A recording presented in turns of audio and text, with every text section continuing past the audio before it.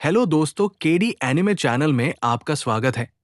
अगर आपको हमारे एनिमे पसंद आ रहे हैं तो हमारे चैनल को सब्सक्राइब करके बेल आइकन को ऑन कीजिए ताकि हमारे आने वाले एनिमे आपको मिल सके। वो लड़का 2 साल और आधे साल तक स्कूल से बाहर था और एक कन्वीनियंस स्टोर में काम कर रहा था, लेकिन अब अचानक वो एक नए स्कूल में ट्रांसफर स्टूडेंट बन के आया है। ये है क्योंकि स्कूल के बुलीज इतने ज्यादा बेकाबू हो गए हैं कि अब वो टीचर्स की बात भी नहीं मानते और अब सिर्फ कुछ ही लोग हैं जो उन्हें डर महसूस करा सकते हैं, वे बुलीज जो उनसे भी ज्यादा दबंग हैं। और इसी वजह से लोकल एजुकेशन डिपार्टमेंट को एक सुपरवाइजर तैनात करना पड़ा। इन बुलीज को संभालने के लिए एक प्लान बनाया गया कि और भी ज्यादा पावरफुल बुलीज को वापस स्कूल भेजा जाए और उन्हीं की मदद से बाकी बुलीज को कंट्रोल किया जाए। इसीलिए उन्होंने ड्यून क्वान से कांटेक्ट किया, जो 2 साल और आधा साल पहले स्कूल छोड़ चुका था।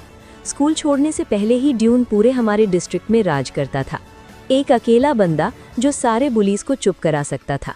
लेकिन अब ड्यून सिर्फ एक कन्वीनियंस स्टोर में क्लर्क है। अब उसे रोज अपने करप्ट बॉस की लेक्चर सुननी पड़ती है और साथ ही साथ ऐसे बहुत सी किताबें पढ़नी पड़ती हैं जो उसे समझ भी नहीं आती, ताकि वो अपनी एजुकेशन इम्प्रूव कर सके। इससे ड्यून को सच में बहुत पछतावा होता है कि उस दिन उसने स्कूल क्यों छोड़ा। उसी दिन जब 2 स्टूडेंट्स जो दिखने में ही ट्रबल मेकर लग रहे थे स्टोर में आए तो बॉस डर गया और बहाना बनाकर ब्रेक रूम चला गया। ड्यून अकेला काउंटर पर था। उस आदमी ने तुरंत अपना टैटू वाला हाथ और घड़ी दिखाते हुए बोला, सिगरेट का एक पैकेट ला। ड्यून थोड़ी देर के लिए कंफ्यूज हो गया, क्या इन दोनों को नहीं पता कि इनसे तो स्टूडेंट्स वाली वाइब आ रही है। फिर उसने पूछा, आईडी कार्ड दिखा सकते हो क्या, वरना मैं कुछ नहीं बेच सकता। उसके साथ खड़ी लड़की नाराज हो गई और बोली, तू एक पार्ट टाइमर होकर इतना ड्रामा क्यों कर रहा है। टैटू वाला आदमी भी गुस्से में आ गया और ड्यून पर पैसे फेंकते हुए बोला, जल्दी ला जो मांग रहा हूँ। ड्यून ने फिर भी उन्हें समझाने की कोशिश की, लेकिन तभी उस आदमी ने ड्यून की कॉलर पकड़ ली और चिल्लाया, 4 आंखों वाला कमीना इंसानी भाषा नहीं समझता क्या, जल्दी दे, इतना भाषण क्यों दे रहा है। ये सब सीन स्टोर के अंदर छिपकर देख रहा बॉस भी साफ देख रहा था। उसने मन ही मन सोचा, पिछली बार भी इन्हीं स्टूडेंट्स ने मुझे मजबूर किया था इन्हें बेचने के लिए। फिर वो जल्दी से बाहर निकला और बोला, क्या तुम बाहर जाकर बात सुलझा सकते हो, अंदर और भी कस्टमर्स है। ये सुनते ही ड्यून हैरान रह गया, बॉस सारा झंझट उस पर डाल रहा था। फिर उन लोगों ने ड्यून को पास की एक गली में ले गए। टैटू वाले आदमी ने ड्यून को पकड़ा और बोला, फिर से टफ बनने की कोशिश कर रहा है क्या। लेकिन ड्यून बस शांत खड़ा रहा। ड्यून ने शांत लहजे में कहा, मैं तुझे 3 सेकंड देता हूँ, छोड़ दे मुझे। किसे पता था कि ये कुछ शब्द सीधे उस टैटू वाले को गुस्से में ला देंगे। उसने तुरंत ड्यून को थप्पड़ मारने के लिए हाथ उठाया, लेकिन अगले ही सेकंड एक जोर की आवाज हुई। लड़की घबरा के चिल्लाई, उठ, होश में आ। टैटू वाला आदमी जब होश में आया तो हैरान रह गया, उसे खुद थप्पड़ पड़ा था और ड्यून एकदम सही सलामत खड़ा था। लड़की जल्दी से उसे उठाने लगी। वो चिल्लाया, साले तूने मुझे चुपके से मारा। फिर उसने लड़की को धीरे से कहा, बाकी लोगों को बुला ला। लेकिन लड़की को ठीक से सुनाई नहीं दिया। गुस्से में टैटू वाला बोला, मैंने कहा भाइयों को बुला ला, सुना नहीं क्या ठीक से। ये सुनकर लड़की जल्दी से दूसरों को बुलाने चली गई। ड्यून ने उसे रोका नहीं, बल्कि वो टैटू वाले आदमी के पास गया, उसके कंधे पर हाथ रखा और पूछा, तू स्टूडेंट है ना। टैटू वाला कुछ बोलने ही वाला था, लेकिन अगले ही पल उसके कंधे में ऐसी तेज दर्द हुई कि वो तुरंत मान गया, हाँ मैं स्टूडेंट हूँ। फिर ड्यून बोला, अगर मैंने तुझे फिर से देखा तो खेल खत्म। ड्यून ने ठंडे लहजे में कहा। उसी वक्त टैटू वाले के दोस्त भी उस गली में पहुंच गए। उनमें से एक मोटा लड़का जो थोड़ा घबराया हुआ लग रहा था बोला, अबे ओ ए, तू कर क्या रहा है बे, कहाँ से आया है तू। ड्यून ने उस नए लड़के को देखा और थोड़ा कंफ्यूज होकर पूछा, तू भी स्टूडेंट ही है ना। मोटा लड़का तुरंत बोला, मैं हूँ ओडी, डीडोंग हाई स्कूल से। मुझे नहीं पता तू कौन है, लेकिन पहले एक थप्पड़ खा ले मेरी तरफ से। ये कहते हुए उसने अपना हाथ उठाया, लेकिन अगले ही पल ड्यून का थप्पड़ सीधा उसके मुंह पर पड़ा। एक ही थप्पड़ में वो बेहोश हो गया। फिर ड्यून ने सबकी तरफ देखा और बोला, मेरे पास तुम लोगों के साथ टाइम वेस्ट करने का टाइम नहीं है, तो सब एक साथ आओ। ये सुनते ही सब उस पर टूट पड़े। उनमें से एक गुस्से में आकर सीधा मुक्का मारते हुए भागा, लेकिन ड्यून ने धीरे से अपना हाथ पॉकेट से निकाला और उसे एक बिजली जैसी तेज थप्पड़ मारी। वो आदमी सीधा उड़ गया। एक और बंदे ने मौका देखकर पीछे से हमला करने की कोशिश की, लेकिन ड्यून साइड में हट गया। फिर ड्यून ने एक जोरदार एल्बो स्ट्राइक मारा, जिससे उस आदमी का चेहरा पूरी तरह से बदल गया। फिर उसने अपनी नज़र दूसरे आदमी पर डाली जो अब उस पर चार्ज कर रहा था। ड्यून ने फुर्ती से पलटकर अपनी बॉडी का मोमेंटम लिया और हाथ से उसे जबरदस्त घूंसा मारा, जिससे वो आदमी उड़ते हुए पीछे गिरा। अब टैटू वाले ने जमीन से एक बियर की बोतल उठा ली और पलटवार करने की कोशिश की, लेकिन तभी ड्यून का घूंसा उसकी तरफ आया। ड्यून ने उसे पेट में जोर से मारा और इतनी ताकत से मारा कि वो आदमी कई मीटर दूर जा गिरा। अब ड्यून ने आखिरी आदमी को देखा। बस तू ही बचा है अब तू हमला करने वाला है। गंजा आदमी अब डर के मारे हिलने तक की हिम्मत नहीं कर पा रहा था। उसने सोचा जरूर यही है, एक ही आदमी में इतनी ताकत हो सकती है।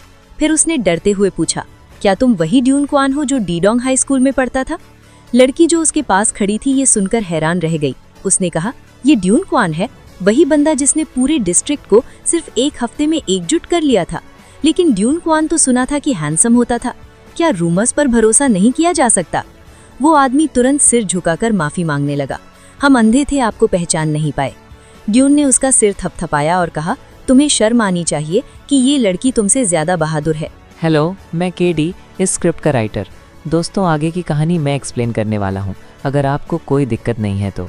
इसके पहले जो एक्सप्लेन कर रही थी, मैंने उनको आराम करने भेज दिया है। चलिए फिर कहानी शुरू करते हैं। 5:07 नहीं आती? एक ग्रुप बनाकर दिखावा करना और टफ बनने की कोशिश करना। फिर ड्यून ने उससे कहा, जाओ और बाकी सबको उठाओ और उनके सिर ज़मीन पर झुका दो। फिर ड्यून ने टैटू वाले आदमी पर बैठते हुए कहा, अगर तुम फिर से इस कन्वीनियंस स्टोर में कोई परेशानी पैदा करने की कोशिश करोगे तो मुझसे बुरा मत समझना। इन सभी ट्रबल मेकर्स को निपटाने के बाद ड्यून कन्वीनियंस स्टोर लौटने वाला था, लेकिन तभी उसे एक चश्मे वाली महिला ने रोक लिया। पहले ड्यून को लगा कि शायद वो प्रोडक्ट बेचने आई होगी, लेकिन फिर उसने देखा कि महिला ने अपना विजिटिंग कार्ड निकाला और कहा, मैं आपसे कुछ पूछना चाहती हूँ।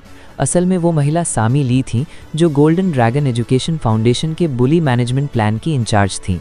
जब ड्यून ने महिला का प्लान सुना तो वो ना चाहते हुए भी सोचने पर मजबूर हो गया कि यह बहुत ही प्रैक्टिकल लगता है। दरअसल ड्यून भी एक वक्त पर बुलिंग का शिकार हो चुका था और किसी भी छोटी सी विरोधाभासी प्रतिक्रिया पर हर बार जब ड्यून थोड़ा भी विरोध करता तो उसे बुरी तरह पीटा जाता। उस समय कोई भी स्टूडेंट उसकी मदद करने के लिए आगे नहीं आता था। यहाँ तक कि टीचर्स भी जब उसे बुली होते देखते तो अनदेखा करके अपनी क्लास पढ़ाते रहते। लेकिन फिर एक दिन एक और ज़्यादा खतरनाक बुली ने ड्यून को देख लिया। किसी ने ड्यून की पीठ पर एक नोट चिपका दिया था, इसकी माँ नहीं है। संयोग से वो बुली भी ऐसा ही था, उसकी भी माँ नहीं थी। जब उसने वो नोट देखा तो उसे बहुत गुस्सा आया। उसने सीधा आकर उन बुलीज को पीट दिया जो ड्यून को परेशान कर रहे थे, और वो सब डर के मारे जवाब तक नहीं दे पाए। उसके बाद उस बुली ने साफ कह दिया, अगर किसी ने ड्यून को फिर से बुली किया तो समझो वो मुझसे दुश्मनी ले रहा है। बस उसी दिन के बाद किसी ने भी ड्यून को तंग करने की हिम्मत नहीं की। इस घटना ने ड्यून को एक बात अच्छी तरह समझा दी, स्कूल में किसी बुली का एक शब्द किसी टीचर के पूरे लेक्चर से ज़्यादा असरदार होता है। इसके बाद ड्यून ने खुद को ताकतवर बनाने की ठान ली। उसने लगातार ट्रेनिंग की और अलग अलग फाइटिंग टेक्निक सीखी। 2.5 साल की मेहनत के बाद ड्यून पूरी तरह बदल चुका था और अकेले अपने दम पर ड्यून ने पूरे आर्ट डिस्ट्रिक्ट सारे बुलीज को अकेले ही हरा दिया था और आर्ट डिस्ट्रिक्ट का निस्संदेह राजा बन गया था। लेकिन इसके बाद ड्यून ने स्कूल छोड़ दिया और वही कन्वीनियंस स्टोर क्लर्क बन गया जो वो अब है। अब जब सामी ली ने उसे इन्वाइट किया तो ड्यून ने पूछा, तुम चाहती हो कि मैं फिर से उन बुलीज को हैंडल करूं? सामी ली ने तुरंत कहा, बिल्कुल, बस उन बुलीज को काबू में लाना है। ड्यून बोला, तुम एक एजुकेशन फाउंडेशन होकर पर्दे के पीछे प्लानिंग कर रहे हो, ये ठीक है क्या? सामी थोड़ा आगे झुकी और बोली, हाँ, प्लॉटिंग तो है, लेकिन मैंने तुम्हारा पास्ट भी देखा है। ये प्लान थोड़ा अजीब ज़रूर है, लेकिन मुझे पता है कि तुम्हारे पास मना करने की कोई ठोस वजह नहीं है। ये तुम्हारे लिए एक अच्छा मौका है अपने पुराने गुनाहों को सुधारने का। अगले दिन ड्यून एक नए स्कूल के गेट कर खड़ा था। उसने खुद से कहा, मैंने कभी नहीं सोचा था कि इस उम्र में फिर से स्कूल लौटूंगा। चलो देखते हैं अब बुलीज कितने हावी हैं। अब ड्यून एक ट्रांसफ़र स्टूडेंट बनकर नए स्कूल में दाखिल हो चुका था। उसका कूल और हैंडसम लुक आते ही ज़्यादातर लड़कियों का ध्यान खींचने लगा और ये सीन क्लास में बुलीज को ये सब देखकर बिल्कुल अच्छा नहीं लगा। एक ने तो तुरंत ही कहा, देखना इसे बाद में कैसे ठिकाने लगाता हूँ। जब टीचर ने ड्यून की सीट तय की तो वो क्लास से बाहर चली गई। बातचीत से ड्यून को पता चला कि उसके बगल में बैठा लड़का MSU किम है। जैसे ही टीचर गई, पीछे की लाइन में बैठा एक बुली होजोंग धीरे धीरे उठकर ड्यून और किम के पीछे आकर खड़ा हो गया। किम को होजोंग की मौजूदगी का पता ही नहीं था। अचानक होजोंग ने जोर से किम के सिर पर थप्पड़ मारा। ये सब इतना अचानक हुआ कि ड्यून भी चौंक गया। ये बंदा अचानक क्या कर रहा है? होजोंग ने किम को घूरते हुए कहा, क्या देख रहा है? जा मेरे लिए सॉसेज ब्रेड लेकर आ। किम डर के मारे विरोध भी नहीं कर पाया, बस धीमे से बोला, क्लास शुरू होने वाली है, शायद मैं जा ना पाऊँ। उसके ये बोलते ही पीछे खड़ा सुनहरे बालों वाला एक और लड़का हंस पड़ा। होजोंग का चेहरा गुस्से से बदल गया। वो चिल्लाया, साले सब अपनी आंखें बंद करो। और अगले ही सेकंड पूरी क्लास ने सच में अपनी आंखें बंद कर लीं। जैसे ही सबने आंखें बंद की, होजोंग ने एमएसयू के चेहरे पर एक और थप्पड़ मारा और बोला, साले जीने की इच्छा नहीं है क्या? जब मैं कहूँ तो जाना होता है, बहस करने की हिम्मत कैसे हुई? ये देखकर ड्यून से रहा नहीं गया। वो कुछ करने ही वाला था, लेकिन उसे सामी ली के वो सारे रूल्स याद आ गए जो उसने उसे दिए थे। ड्यून कंफ्यूज हो गया। उसे समझ नहीं आया कि सामी चाहती है कि वो अभी दखल दे या नहीं। अचानक होजोंग ने ड्यून की तरफ देखा और बोला, तूने क्यों आंखें बंद नहीं की? पता है जिस सीट पर बैठा है वो बंदा मेरे लिए काम करता था, क्यों ना अब तुम दोनों ही मेरे लिए काम करो। ड्यून तो किसी के लिए भागदौड़ करने वाला नहीं था। उसने सीधा कहा, एक बंदा काफ़ी नहीं है क्या? ये सुनकर होजोंग हंस पड़ा। ओहो, क्या तुम दोनों तय करना चाहते हो कि कौन ज़्यादा ताकतवर है? फिर अचानक उसका चेहरा बदल गया। गुस्से में बोला, साले जब मैं कुछ कहूँ तो बकवास मत कर, जो कहा है वो कर। ड्यून तब धीरे से खड़ा हुआ और बोला, ठीक है, पर पहले पैसे दे। ये सुनकर होजोंग कुछ सेकंड को सन रह गया। उसे ये उम्मीद नहीं थी कि कोई उसके सामने पैसे मांगेगा। गुस्से में आकर उसने ड्यून का सिर पकड़ लिया। साले मुझसे पैसे मांग रहा है? जब मैं कुछ मंगवाऊं तो अपनी जेब से खरीद कर लाना होता है। अब ड्यून से और सहन नहीं हुआ। उसने कहा, तमीज़ तो तुझमें है ही नहीं, याद रख शुरुआत तूने की है। अगले ही पल ड्यून ने हमला कर दिया। पहला मुक्का सीधा होजोंग की पसलियों में पड़ा, जिससे वो वहीं उल्टी कर बैठा। फिर दूसरा पंच सीधा उसके चेहरे पर लगा। होजोंग का दिमाग घूम गया, लेकिन ड्यून वहीं नहीं रुका। उसने कहा, जब शुरू कर ही दिया है तो अब खत्म भी मैं ही करूंगा। एक और जोरदार पंच उसके चेहरे पर पड़ा और होजोंग बेहोश होकर जमीन पर गिर पड़ा। बगल में खड़ा सुनहरे बालों वाला लड़का ये सब देखकर हक्का बक्का रह गया। ड्यून उसकी तरफ देखकर बोला, हर तरह का कचरा मुझे ही बुली करता है। सुन बे ब्लॉन्डी, बाहर आ। अभी थोड़ी देर पहले तो खूब हंसी आ रही थी ना? इस समय ब्लॉन्डी ड्यून से इतना डर गया था कि हिलने तक की हिम्मत नहीं कर पाया। ड्यून बोला, ठीक है, तू नहीं आएगा तो मैं ही चला आता हूँ तेरे पास, और हाँ, दांत भी खड़खड़ा रही हो। ब्लॉन्डी ने तुरंत 2 कदम पीछे लिए। तभी अचानक से एक उड़ता हुआ किक ड्यून की तरफ आया, लेकिन ड्यून ने साइड स्टेप करके उसे आराम से डॉज कर लिया। इसके बाद ब्लॉन्डी ने एक घुसा मारा। ब्लॉन्डी ने सीधा पंच मारा, लेकिन वो मिस हो गया। फिर एक राइट हुक मारा, वो भी खाली गया। अब वो गुस्से में गालियां देने लगा, साले तू हर बार बच क्यों जाता है? अगले ही सेकंड ड्यून ने एक सुपर हैवी पंच उसके पेट में मारा। एक ही पंच में ब्लॉन्डी कराहा उठा, जैसे जान ही निकल जाएगी। ड्यून बोला, तू ही तो बोल रहा था कि मैं बचता क्यों हूँ, अब देखता हूँ कितने और घूंसे झेल पाता है। ब्लॉन्डी तुरंत बोला, सीने पर मत मारना, लोग मर भी सकते हैं। इसी वक्त होजोंग होश में आया और गुस्से में एक कुर्सी उठाकर ड्यून पर मारने के लिए भागा। ड्यून को कोई फिक्र नहीं थी।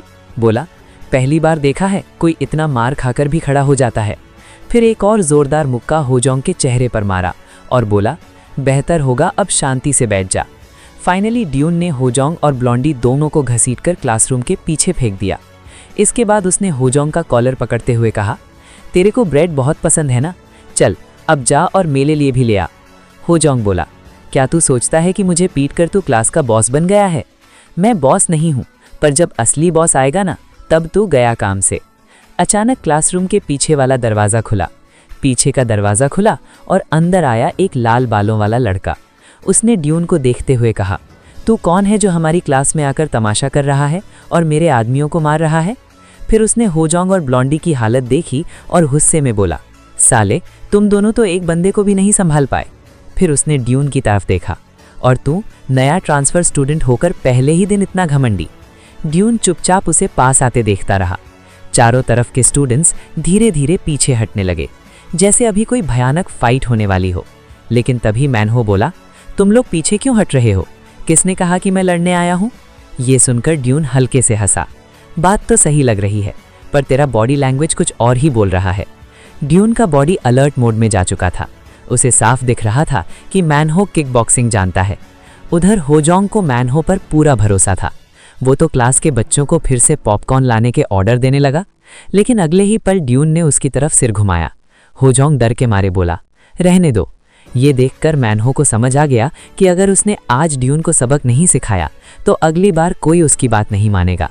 वो शांत दिखने की एक्टिंग करते हुए बोला, तेरा नाम क्या है?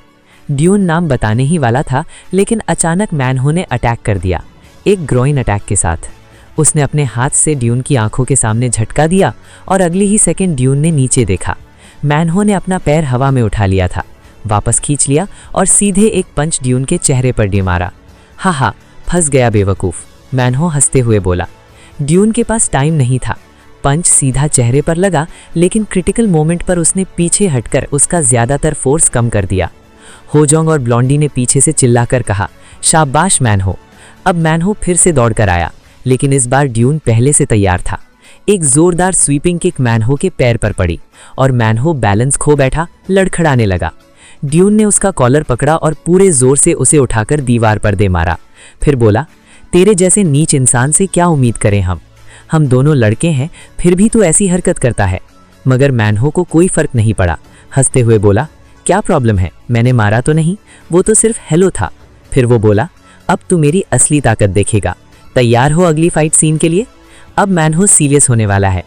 उस मोमेंट पर ड्यून को लगा मैनहो अब फेयर फाइट करेगा, लेकिन तभी उसने देखा कि मैनहो ने एक डस्ट पैन उठाया और सीधा उस पर फेंक दिया।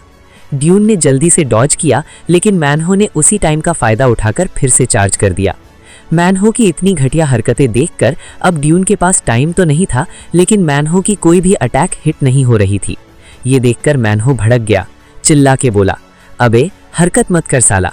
अचानक मैनहो ने जोर से चिल्लाया, रुक, ये बंदा मेरा है। ड्यून को लगा शायद कोई पीछे से अटैक करने वाला है, लेकिन जब उसने पीछे देखा तो बस एक नॉर्मल सा स्टूडेंट खड़ा था। मैनहो ने ड्यून के डिस्ट्रैक्शन का फुल फायदा उठाया और सीधा पंच मारा, लेकिन ड्यून ने उसे ब्लॉक कर लिया। मैनहो गुस्से में बोला, बे तू तो बड़ा ही सिरदर्द बन गया है। फिर भी मैनहो ने एक और गंदी ट्रिक यूज़ की, इस बार उसकी आंखों में उंगली डालने की कोशिश, लेकिन ड्यून ने सब कुछ डॉज कर लिया। अब ड्यून भी थक चुका था, बोला, अब बहुत हो गया। एक जोरदार लेफ्ट हुक सीधा मैनहो की नाक पर पड़ा, खून बह निकला और अगले ही सेकंड मैनहो बेहोश होकर जमीन पर गिर गया। जमीन पर बेहोश पड़े मैनहो को देखकर होजोंग और ब्लॉन्डी हक्के बक्के रह गए। लगता है अब क्लास 1 का बॉस बदलने वाला है। ड्यून ने दोनों से कहा, जाओ इसे उठाओ और जब होश में आ जाए तुम तीनों मेरे पास आना। जो कुछ भी हुआ वो सब सामी ली ने साफ साफ देख लिया था। तुम्हारा परफॉर्मेंस मेरी उम्मीदों पर खरा उतरा, अब आगे क्या करता है ये देखने का इंतजार रहेगा, सामी ने मन में सोचा। लेकिन तभी एक लड़की ने सामी को पहचान लिया।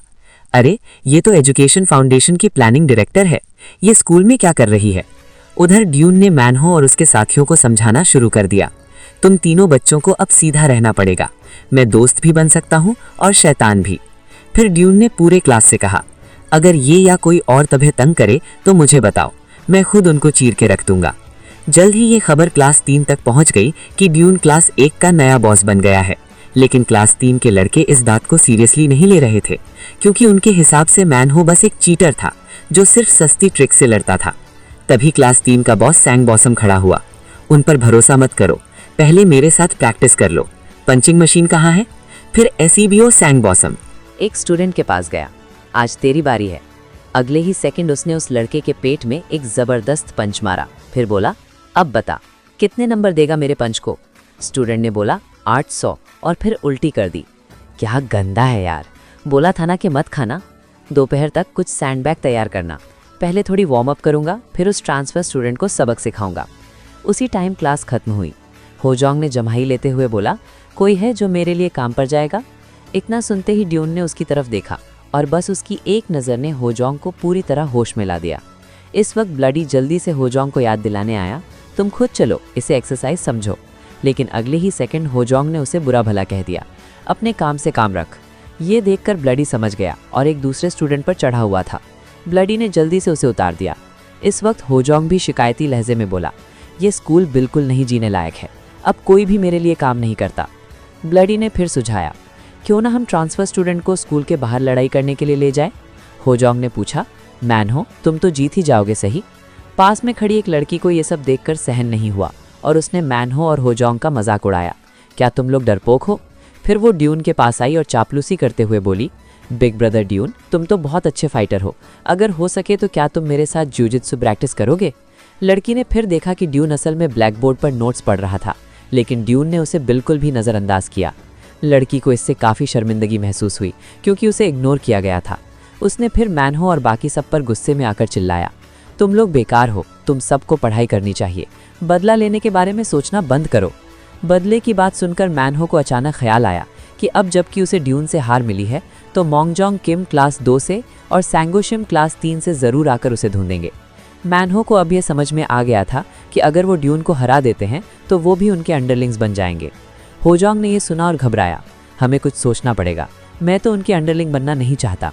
लेकिन अगले ही सेकंड क्लास 2 के बॉस मोंगजोंग किम का आना हुआ, जो मैनहो को देखकर मुस्कुरा रहा था।